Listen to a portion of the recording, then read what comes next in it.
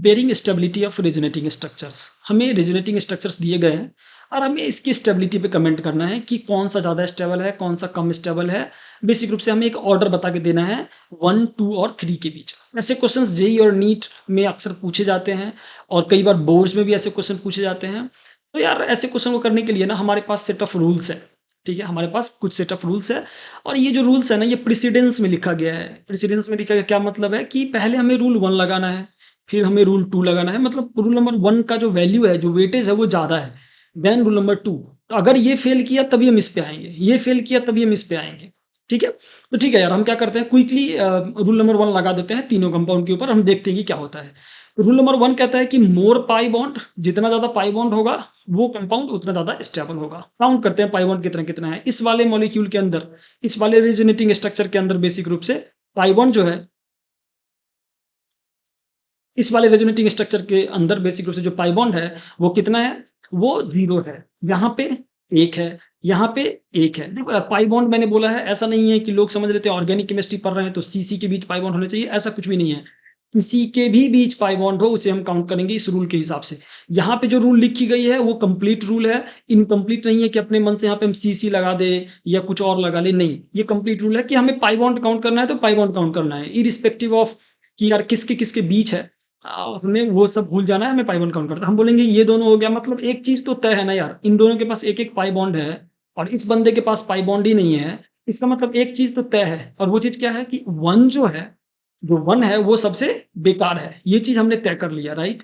अब हम बोलेंगे कि 1 तो सबसे बेकार है, अब हम 2 और 3 में कंपेयर करेंगे। कैसे मुझे पता चला? रूल नंबर 1 ये कहता है कि 1 सबसे बेकार हो गया। रूल नंबर 1 इन दोनों पे लगाएँगे तो सेम आ गया, मतलब ये रूल यहाँ पे एप्लीकेबल होगा नहीं। हम बोलेंगे दूसरा रूल लगाओ, लेस चार्ज मोर स्टेबल। अब क्या होता है, लेस चार्ज मैंने लिखा है, राइट? यहाँ पे टोटल जो भी चार्ज होगा उसको हम काउंट करेंगे। I mean positive charge, negative charge, उसका नंबर काउंट करेंगे। Total number of positive plus negative charge कितना है।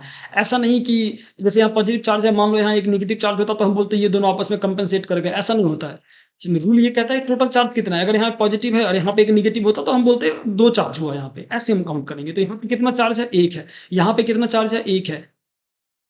दोनों पे चार्ज 1-1 आ गया, इसका मतलब साफ है कि ये दोनों जो है बेसिक रूप से इस रूल के हिसाब से हम सेपरेट नहीं कर पाएँगे। Less number of incomplete octet, less number of incomplete octet मतलब क्या है? More stable. सिंपल सी बात है कि जितना कम इनकम्प्लीट ऑक्टेट होगा उतना ज़्यादा स्टेबल होगा। इनकम्प्लीट ऑक्टेट क्या होता है कि कोई भी एटम, जो भी पीरियोडिक टेबल में हमारे पास एटम है, या तो वो डुप्लेट चाहता है कंप्लीट करे या वो चाहता है कि वो ऑक्टेट कंप्लीट कर ले, राइट?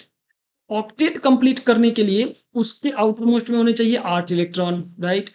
8 इलेक्ट्रॉन जो है वो बेसिक रूप से अगर कंप्लीट नहीं है, 8 इलेक्ट्रॉन बेसिक रूप से उसके पास नहीं है, 8 इलेक्ट्रॉन अगर उसके आउटर मोस्ट में नहीं है, after making all the bonds and everything, तो हम बोल देंगे एज़ सिंपल एज़ दैट कि यार ये जो एटम है ना वो इनकम्प्लीट है।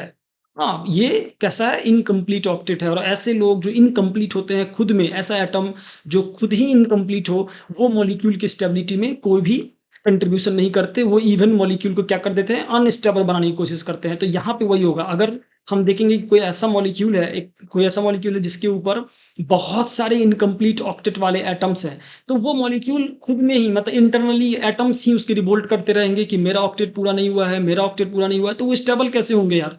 स्टेबिलिटी के लिए क्या चाहिए कि जो भी मॉलिक्यूल में जो भी एटम्स है वो सब स्टेबल हो, तभी जाके मॉलिक्यूल की स्टेबिलिटी बनेगी। तो वही चीज़ है, इनकम्प्लीट अगर होगा तो उसकी स्टेबिलिटी नहीं बन पाएगी। तो हम क्या करते हैं, क्विकली सारे एटम को एनालाइज़ करते हैं और देखते हैं कि कितने इनकम्प्लीट ऑक्टेट वाला एटम है यहाँ पे। तो इस कार्बन को देखोगे ना, तो इसमें कितने बॉन्ड है टोटल? तो इस वाले कार्बन में हम देखेंगे कि एक यहाँ पे, एक यहाँ पे, ये हाइड्रोजन को मैं यहाँ पे बना रहा हूँ और 3 हाइड्रोजन है बेसिक रूप से, CH3 है और एक यहाँ पे है।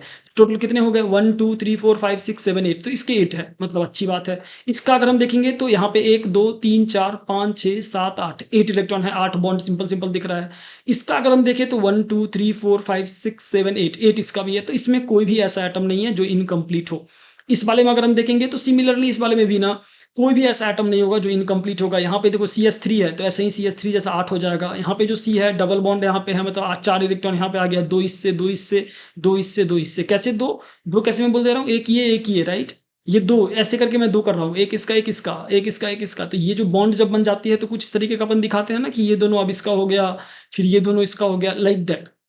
तो यहाँ पे कितने 8 इलेक्ट्रॉन हो गए। सिमिलरली नाइट्रोजन भी, अब हम यहाँ पे देखेंगे नाइट्रोजन कितने बॉन्ड बना रहा है, तो नाइट्रोजन भी बेसिक रूप से 1 2 3, नाइट्रोजन यहाँ पे 3 बॉन्ड बना रहा है, राइट। अगर नाइट्रोजन 3 बॉन्ड बना रहा है तो नाइट्रोजन के पास कितने हैं, नाइट्रोजन के पास कितने हो गए, नाइट्रोजन के पास जो है वो 6 इलेक्ट्रॉन ही होंगे, 1 2 3 4 5 6, टोटल कितने इलेक्ट्रॉन होंगे नाइट्रोजन के पास 6। और अगर नाइट्रोजन के पास 6 ही इलेक्ट्रॉन है, इसका मतलब कि ये इनकम्प्लीट ऑक्टेट हुआ नाइट्रोजन का यहाँ पे, राइट।